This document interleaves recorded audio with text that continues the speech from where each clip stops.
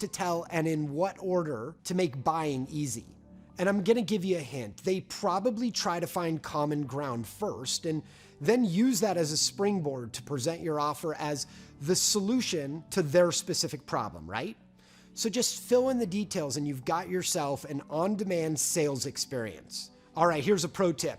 Don't ignore the tricky conversations on that sales page, like pricing, competitors, data, or even potentially your own product shortcomings. You see, your salespeople have already been handling these objections, so your sales page, if you want it to work really well, has to address these issues also. Now, in the interest of full disclosure, I fought my strategy team's advice about displaying pricing on our sales page for at least 3 years. And when I finally caved and created some type of small, medium, and large generic pricing, I immediately noticed that prospects financially were vetting themselves, sticker shock ended, and we started closing deals faster. So now that you know how to use a sales page, my next technique is where a large number of your new deals are going to be won. And I call this show and tell sales presentations.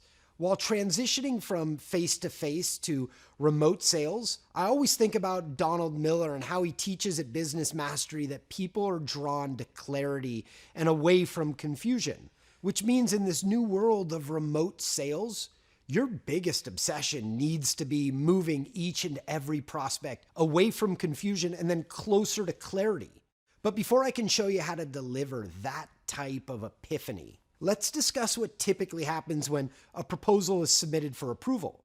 Most salespeople email their proposals and then move on to their next deal. But that's a really low success rate tactic. You see, in most businesses, people don't make major purchase decisions on their own. Instead, we make important decisions as teams. And if you're relying on your internal champion who has been on each of your calls to explain your PDF proposal with the same finesse that you provide in person, you're really setting yourself up to lose. Instead, give your internal champion a show and tell presentation video that they can play for their entire team.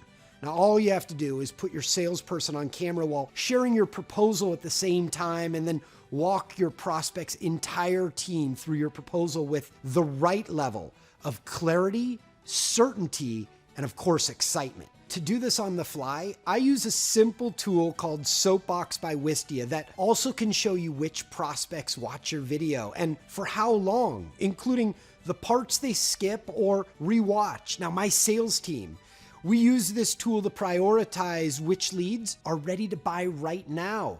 And when we started using video viewing time as an indicator of buyer's interest, we were able to prioritize which of our leads were actually buyers, and that alone collapsed our traditional 9-week sales cycle into 3 weeks. Because we weren't wasting time chasing hot leads and cold leads equally. Knowing which prospects are interested, well, that's a game changer in this new world where physical access and body language are no longer available.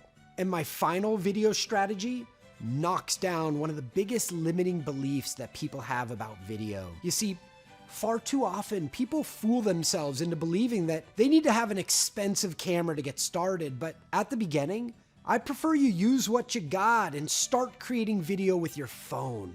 You don't need to get fancy with your videos. Just start recording videos with your cell phone and don't worry about people judging your video quality. People rely on video so much now that they're gonna appreciate your effort and the accelerated learning that you've created for them. Later on, when the time is right for your business, you can professionally update your videos, but for now, take massive decisive action and put your best salespeople or company representatives on camera. You know, Tony reminds us repetition is the mother of skill, which is perfect advice for DIY video creation. For each video, start recording multiple takes. The more, the better, and with every take, just like a polishing stone that's going down that river, your videos will continue to improve.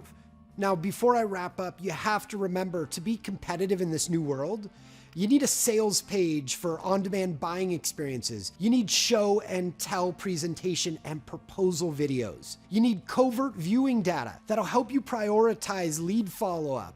And you can get started right away by using your cell phone to record your videos.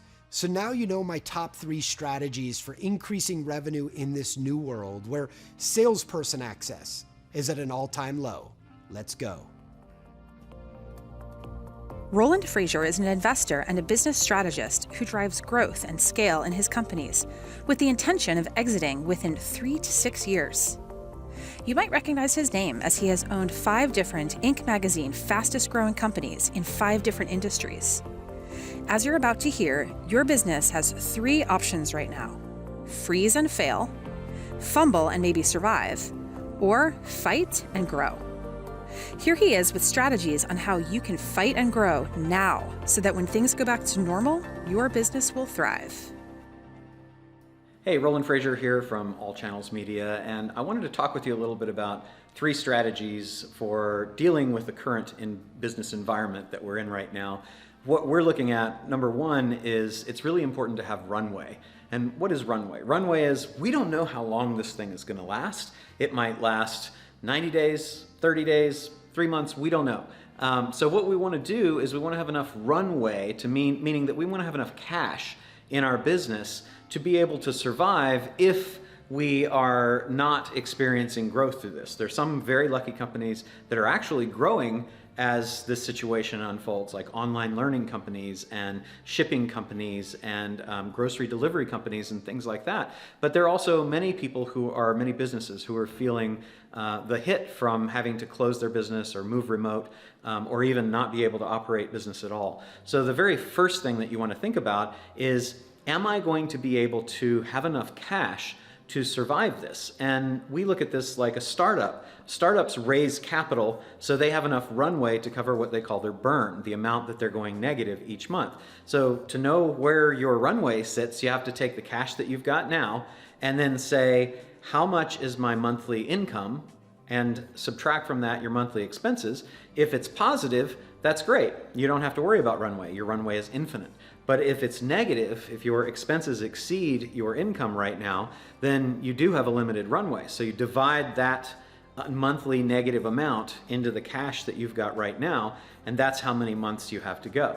So one of our strategies for surviving this is to get more runway. And the easiest way to get more runway is to get more cash.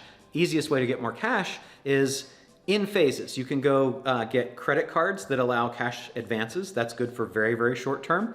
You can then get loans from banks. You can raise capital, but whatever you do, think about how to get as much cash available to you as possible. That gives you the greatest amount of runway.